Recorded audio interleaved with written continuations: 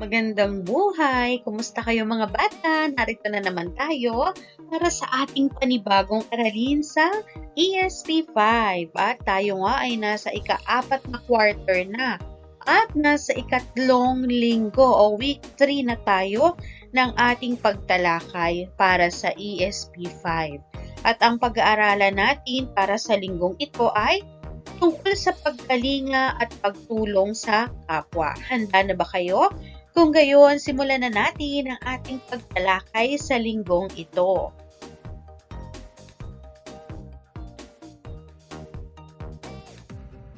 Ayon sa lumang kasabihan, ang tao ay hindi nabubuhay para sa sarili lamang. Sa katunayan, isa nga itong kanta sa simbahan. At ang ibig sabihin nito ay bawat tao ay may pananagutan sa hindi lamang sa kanilang sarili, kundi pati na rin sa kanyang kapwa. Ibig sabihin ng bawat isa ay ating responsibilidad. Kumbaga may pananagutan tayo sa isa't isa. Ang pagtulong sa kapwa, lalo na sa mga nangangailangan, ay isang gampanin natin bilang isang tao. Katulad ng nabanggit natin noong mga nakaraang linggo, sinabi natin na kapag tutulong tayo, hindi dapat tayo humihingi at naghahangad ng anumang kapalit mula sa ating kapwa sapagkat gaya ng sinabi na sa ating aralin, tayo ay pananagutan natin yung bawat isa, dahil nga tayo ay isang pamilya lamang sa paningin ng poong may kapal. Kaya naman, kung may nangangailangan ng tulong at tayo naman ay may kakayahan na magbigay ng tulong, ay huwag sana tayong magsawa at magdalawang isip na kalingain yung ating kapwa. O kung hindi naman natin kayang magbigay ng anumang bagay, tulong na pinansyal o kung ano paman, maaari naman tayong makatulong sa ibang bagay na kaya natin. Isang halimbawa yung pag-volunteer sa pagre-repack ng mga pagkain, pagre-repack ng mga damit, ng mga kumot, bunan at iba pang pangangailangan ng ating mga kapatid na nangangailangan.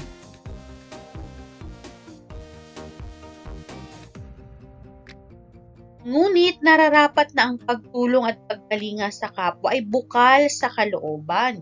Yun nga yung binanggit natin kanina.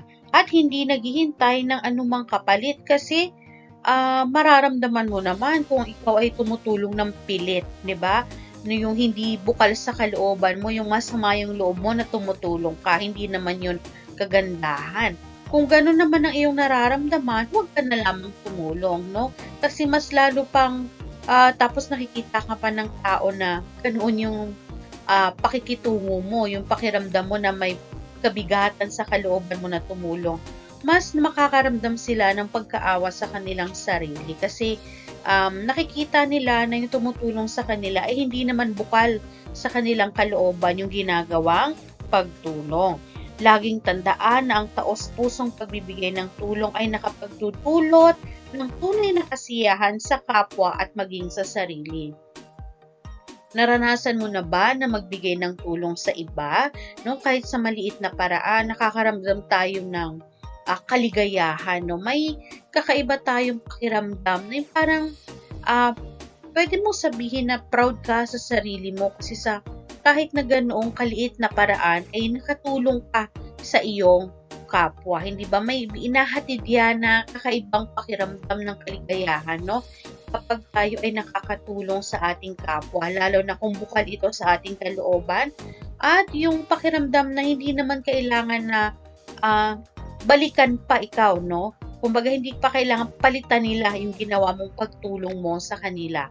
So, sapat na yung marinig mo na salamat sa tulong mo, sapat na yun sa iyo, bilang parang okay na yun na yung pinaka-reward mo na nakatulong ka sa iba, yung pasalamatan ka. Kung hindi man, okay na rin yun, Kumbaga, ang importante doon ay nakatulong ka sa iyong kapwa.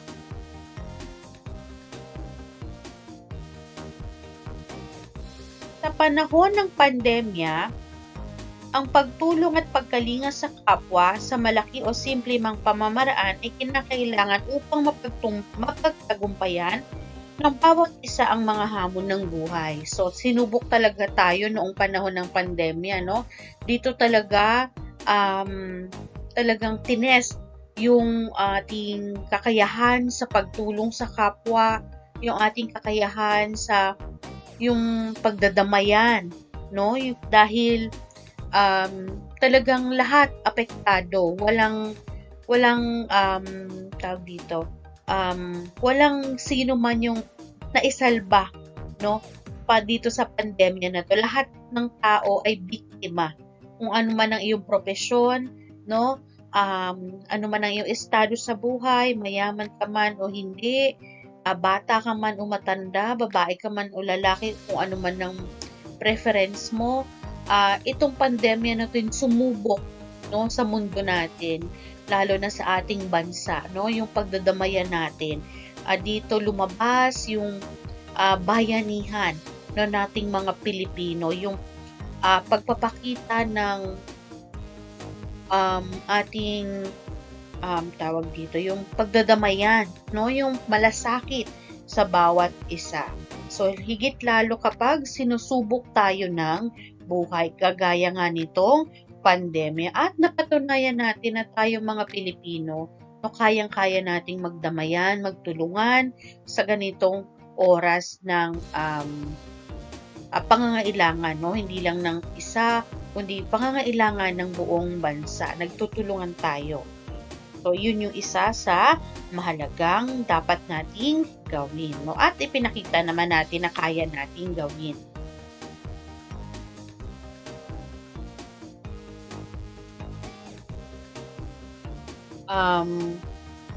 Mayroon tayo mga paraan, no, kung paano tayo makakapagbigay ng tulong sa loob ng ating tahanan. So, simulan natin sa loob ng tahanan bago tayo lumabas sa ating komunidad, sa ating paaralan, at sa ating pamayanan. So, una, pakikisa sa mga gawaing bahay tulad ng paglilinis ng bahay at iba pa.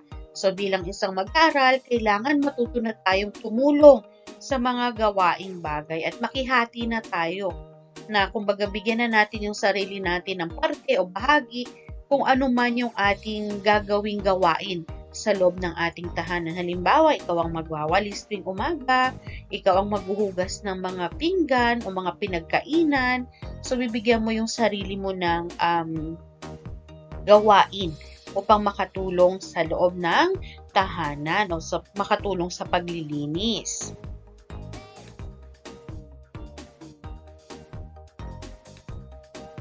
Sunod, pagpapaalaala sa mga kapamilya ukol sa pamamaraan upang maiwasan ng pagkakaroon ng sakit, lalo na ng COVID-19. So, ngayon, no, dahil nakaraos na tayo, no, nasa post-pandemic na tayo sa kasalukuyan, although nagbigay na ng order yung pamahalaan na okay na hindi tayo magsuot ng face mask, pero andun pa rin yung pag-iingat natin sa lahat ng pagkakataon. So, sa kasalukuyan, no, habang ginagawa ko itong video na to, tapos na tayo sa COVID-19. Pero ang isa naman sa lumalaganap, no, ngayon ay yung pertussis, na kung saan ito naman ay bakterya naman nagdudulot ng pag-ubo, no? At ang karaniwang kinatamaan ay mga bata at mga sanggol. So, minarapat na muli, no, magsuot muli ng face mask sa loob ng paaralan at maging sa kung ikaw ay lalabas at pupunta sa mga pampublikong lugar. Ayan. So, kumbaga, dati, wala pang pandemya, hindi tayo conscious sa pagsusot ng face mask. So, nung nagkaroon ng pandemya, lahat ng tao, no, nag-face mask na. Ngayong pagkatapos, so unti-unti, no, tinatanggal na ulit ang pag-face mask. Pero, marami pa rin tayong nakikita na patuloy na nagsusuot nito. So, hindi ito sa artehan. Kung hindi, ito ay bilang proteksyon, no, lalo na kung tayo ay may mahina ang resistensya, no, kung tayo ay may kasamang may sakit sa bahay, may kasama tayong mga bata, mga baby. So, kailangan magsuot tayo muli ng face mask upang maproteksyonan yung ating mga mahal sa buhay. Letter C, pagpapakita ng paggalang, pagsunod at pakikiisa sa anumang gawain ng pamilya. So, lagi sa loob ng tahanan, huwag na huwag dapat mawala ang paggalang at pagsunod sa ating mga magulang. So, ito rin ay tanda ng pagpapakita ng ating pagmamahal sa ating mga magulang at sa ating pamilya.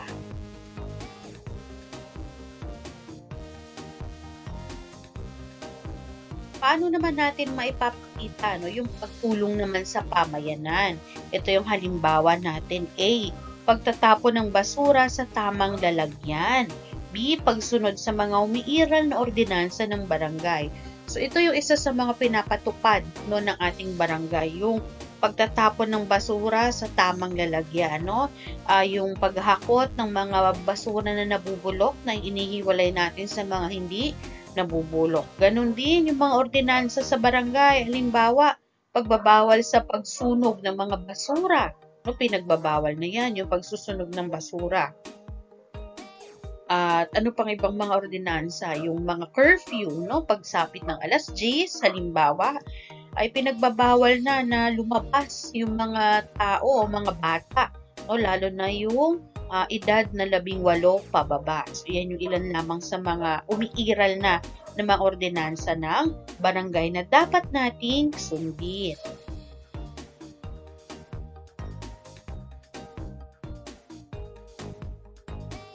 Letter C, paglilinis sa kapaligiran upang makaiwas sa sakit. So, lagi yan. D, maghugas lagi ng mga kamay at sumunod sa mga itinakdang health protocols. Letter E, manatili lamang sa bahay kung walang mahalagang gagawin sa labas. So, lalong-lalo na nung kasagsagan ng pandemya. So, ngayon naman, malaya na tayo, nakakapasok na tayo ulit sa paaralan, nakakapunta na ulit tayo sa mga mall, pero hanggat maaari, andun pa rin yung pag-iingat natin sa ating mga sarili.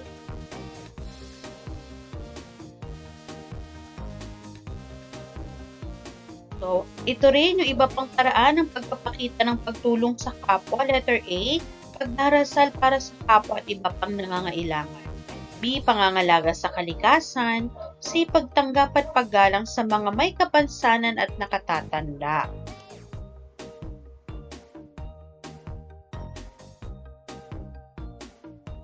Ang mga nabanggit ay ilan lamang sa mga pamamaraan ng pagtulong sa kapwa. Ang pagtulong sa kapwa ay hindi nangangahulugang dapat ito ay pera o kayamanan yan. Yan yung ilan sa mga mali nating pagkakaunawa na pag sinabing tutulong, magbibigay ng pera. So marami tayong iba't ibang paraan ng pagtulong sa kapwa na binanggit natin kanina.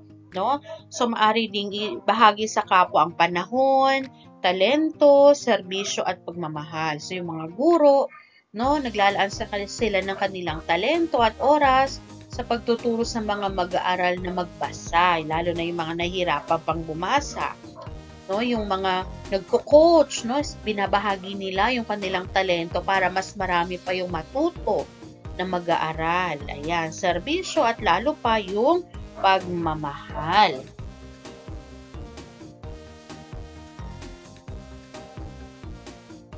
Okay, so para sa ating gawain, sipiin ang bawat pangusap sa ibaba at kulayan ang bilog ng asul kung ang pinapakita ay pagtulong sa kapwa at dilaw kung hindi. So narito yung ating mga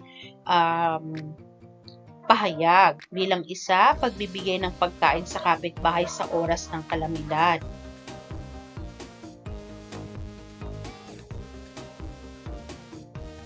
Bilang 2, paglalaro gamit ang cellphone buong araw. Bilang 3, pagtulong sa mga gawaing bahay.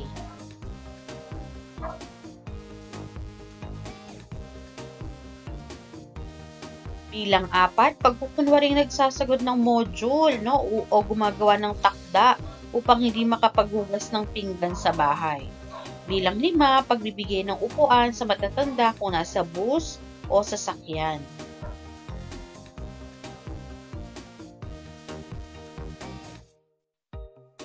Para naman sa ating pagtataya, narito yung sitwasyon. Araw-araw nasasaksihan mo ang mabilis na pagkalat ng sakit ng COVID sa mga datos na ibinabalita sa telebisyon mula sa iba't ibang bahagi ng bansa. Lubhang naapektuhan nito ang kalusugan, kabuhayan at pagkilos mo at ng iyong kapwa.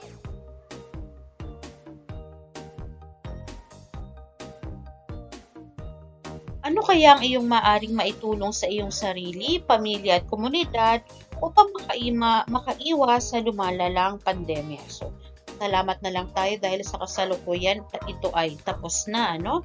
So, bumuo ng isang plano sa pamamagitan ng pagsagot sa ibinigay na format sa ibaba at gawin ito sa iyong kwaderno.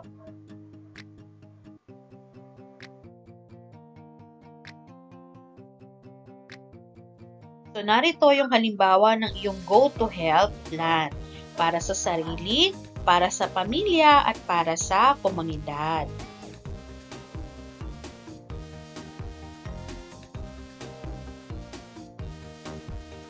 At hanggang dito na lamang at nagtatapos na ang ating aralin para sa linggong ito sa ESP.